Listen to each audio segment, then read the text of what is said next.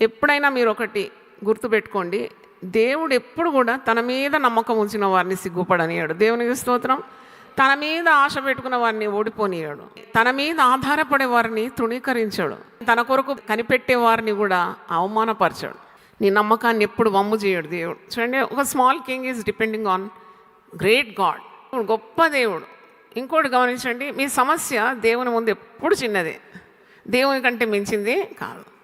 Your problem cannot outbeat God's strength, God's provision or God's mightiness. అంటే దేవుని కంటే మించిందా నీ సమస్య? నువ్వెంత, నీ సమస్య ఎంత? చాలా సమస్యలు ఇరికిపోయినాయి, చాలా సమస్యలు. దేవుని కంటే గొప్పది కాదనాలి. దేవునికి స్తోత్రం. దావీదు అన్నాడు కదా, ఆఫ్టర్ ఆల్, ఏ సమస్య వచ్చినా నువ్వు అనాలి ఆఫ్టర్ ఆల్ ఇంతేనా సమస్య.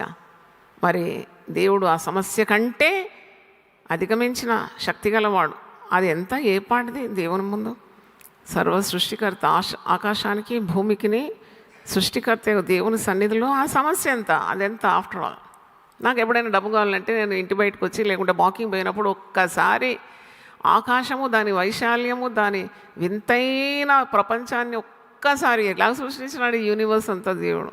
ఆఫ్టర్ ఆల్ నేనెంత, నాకు అవసరతలు ఎంత అని అనుకుంటాను. వెంటనే అవసరం తీరిపోతుంది. ఎందుకంటే దేవునికి విశ్వాసం అంటే చాలా ఇష్టం.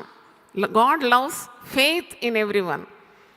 ఏమి ఇష్టపడుతున్నాడు నీలో నాలో అంటే విశ్వాసం ఇష్టపడుతున్నాడు. That honours God.